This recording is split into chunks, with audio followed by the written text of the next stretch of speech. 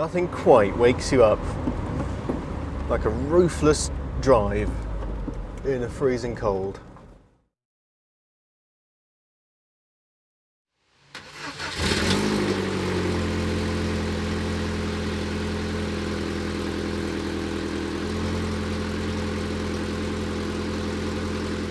So you may think that these aren't the conditions to be taking out your soft-top sports car.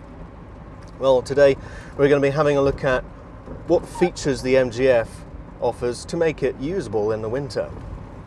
Well, first up, I find that it warms up pretty quickly, and actually, by 2 minutes it will have meaningful warm air, and by 5 minutes it's prickly warm. And that's even just leaving it sitting at idle. If you drive, it will warm up even quicker.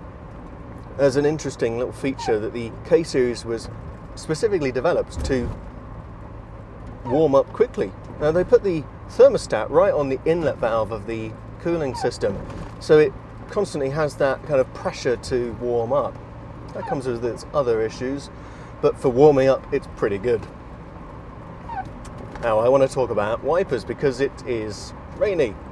Now, apart from my squeaky one, which you may be able to hear, you have 3 speeds. You've got intermittent, regular and fast. The cool thing is that even on intermittent you can still use flick wipe, which is super useful if you pass a lorry and you've just had your sweep of wipers, or if someone splashes a giant puddle into your windscreen, you can just go bang. And if you hold down the flick wipe, it will go faster than if you just give it a little touch, which is kind of cool, I think. Another thing you might not realise until you get in the car and start driving is that the MGF is accommodating for big boots. The pedals are rubberised, so you're not going to slip off too easily, and they're spaced far enough apart that you're not going to be tripping over your own feet down there. But if you obviously look at a previous video, you can still heel and toe fairly easily, so they got that just about right. It's getting pretty warm in here. Eventually you want to put down a little bit of a window or crank back the heat. The other option, of course, is to put the roof down. We'll talk about that in a little bit.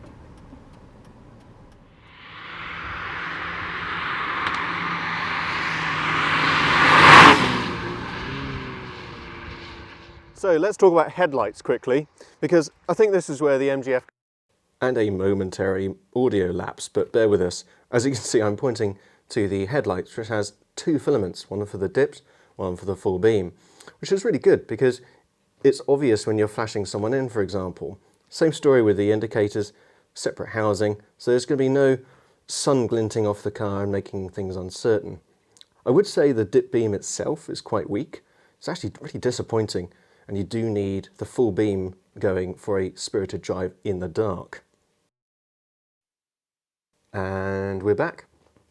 Also left the car deliberately dirty, so you can see where the dirt builds up.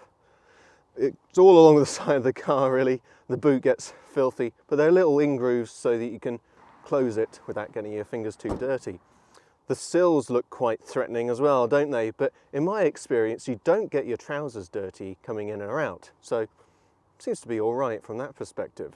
Right, so now we've had our time in the rain and the heating system has proved itself worthy of clearing condensation away from the interior. It's time to address one thing that the heating system can't provide: fresh air. Well, of course you just put the roof down. Is that a wise decision when it's raining? Well, we'll find out.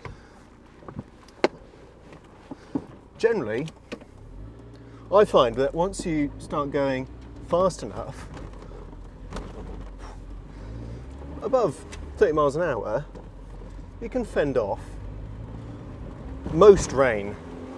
And it's only when you start to slow down that you start getting soaked. You get into that horrible situation where you can't stop to put the roof down. But once you're up and going, it's fine.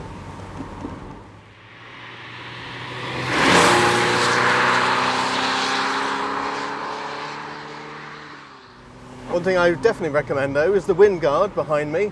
That helps so much with buffeting, and then with the windows up, you're fairly cosseted. You crank up the heating, you definitely have it on speed 2, And it's quite lovely.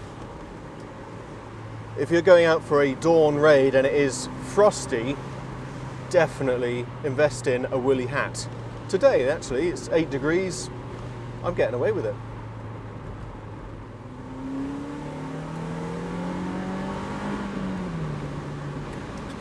What about dynamically? Well, one of the key features is that we have ABS, thank goodness. So that's going to help you. And in fact, if you do go into a corner that's unexpectedly slippy, you do have that MGF subtle understeer on the way in that's therefore going to stop you from spinning around. I'll tell you what though, if you come out of a junction or corner a bit too hot, you will have a little bit of a squirrely motion as you come out, but the car always wants to go straight, so it's not going to unnerve you. That's pretty good in that respect.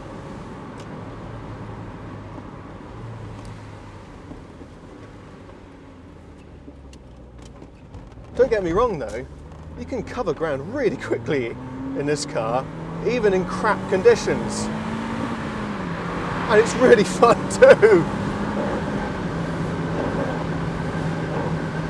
Oh, nothing like a cold day to have a car on song.